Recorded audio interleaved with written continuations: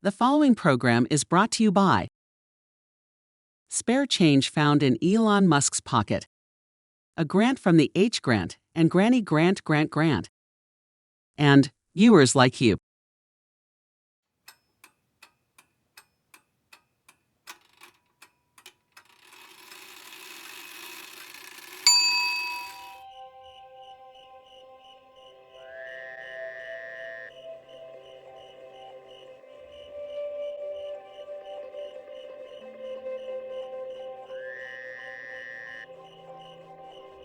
In the fourth month of 1966, a young Polish couple who met 7 years prior concluded their successful and much heralded Bryan project just outside of Buffalo, New York. Brian Lewandowski grew up reasonably well-mannered in a suburban Catholic home. His grades were good and his friends were aplenty. Yet, he had a bit of a crazy side.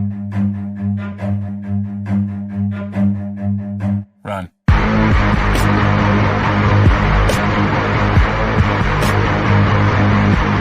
This bit of quirkiness was fully on display as he visited his distant relatives. They hypothesized on how it developed.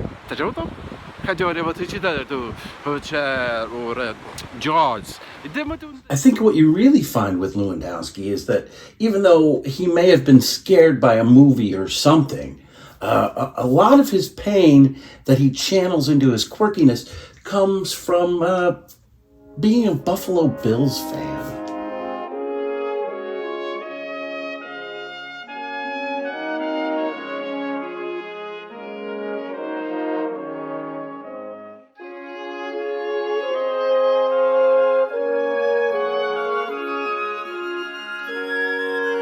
His love of the Bills grew from birth.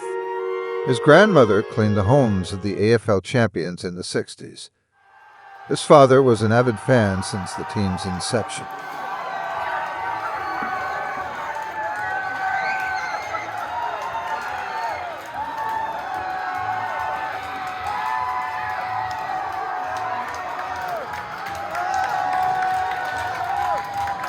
Brian learned that such an interwoven following with such an unpredictable team could bring great joy, and more importantly, even deeper sorrow. In an attempt to heal himself and rally his teams and fellow mafia, he turned to drinking maple syrup and shots of hot beer cheese. It should be noted that this documentary hasn't the time to discuss his favorite hockey team.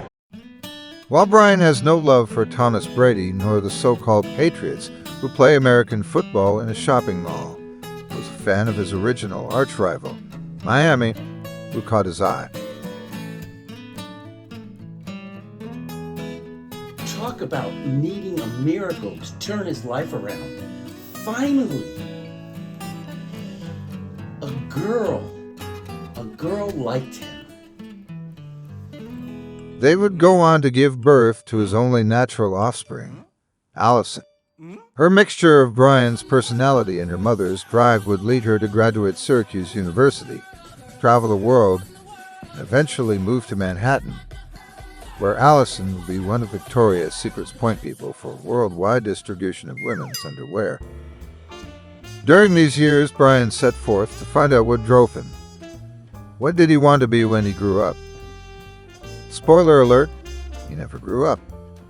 He could learn that he was a whisk taker, pun intended, and soon he tried his hand at stand-up comedy. One of the things that I also dislike about Facebook is finding out how religious people are after you friend them. It drives me nuts. I had this one friend that I'd known forever, and then she posted one of those memes, memes, whatever you want to call them, and it said, prayer is the key to heaven, but faith unlocks the door. Now I thought about that for a minute, and then I typed underneath, why the hell is the door locked? What is heaven in Newark? That led to a series of well-received books, especially if he handed them out for free. Coinciding with those were on and off television stints. including as a promo writer and a social media after creator. another. In Joe Carnahan's low-budget, blood, guts, bullets, and octane. This. On days when I'm not too sharp, it can mean a lawsuit. Attention! Understand you've been licking yourself in public again, Riker. Am I gonna have to recommend that you start wearing diapers? Let's keep the privates private. Certain works, while not realized by their less than observant subject, were subversive and garnered a bit of media attention. I want to show you a Twitter ad as we go here.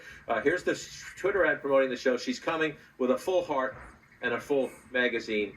Peter, there's a joke in here somewhere about what about serving a full term. But I'm not going to make it, will you? No, I'm not going to. Brian also did photographic art as a hobby.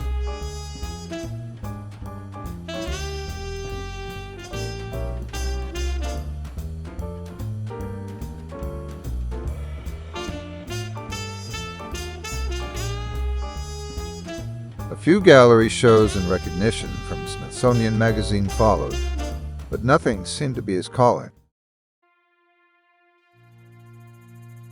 But then fate came knocking once again. He met Carrie Williams, and she became his current wife.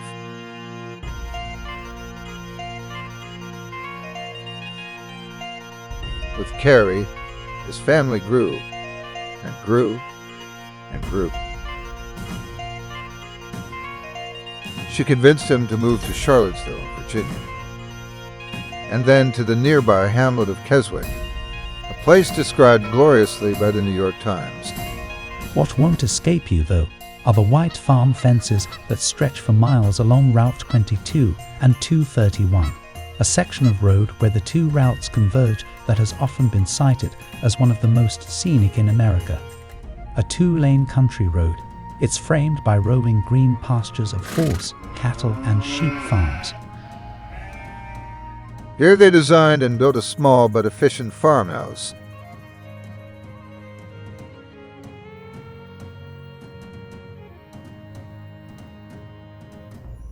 The pastoral serenity led Brian to take up gardening.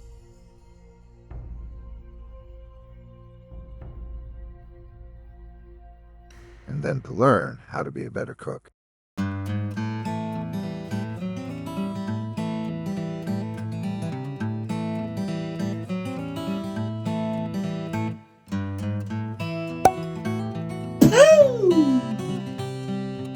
Carrie convinced Brian that having a quote-unquote bevy of critters would bring in even more joy.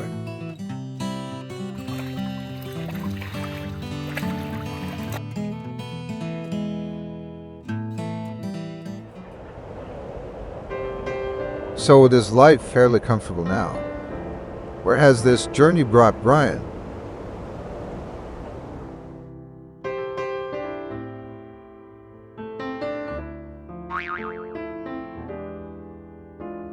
No one is exactly sure, but it has brought him to NEB, and he certainly aspires to even greater web work here.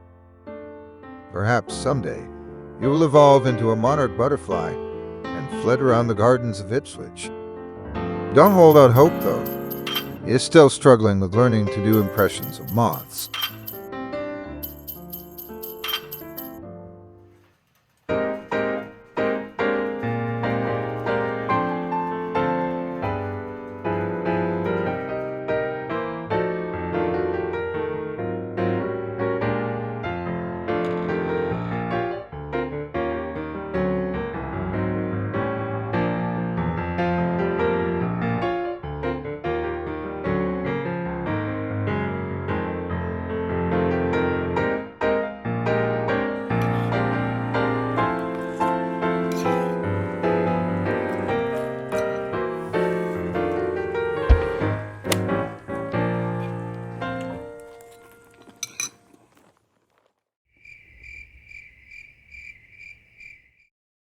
Coming up next on most of these BPS stations, Nova presents Do These Genes Make My Butt Look Big?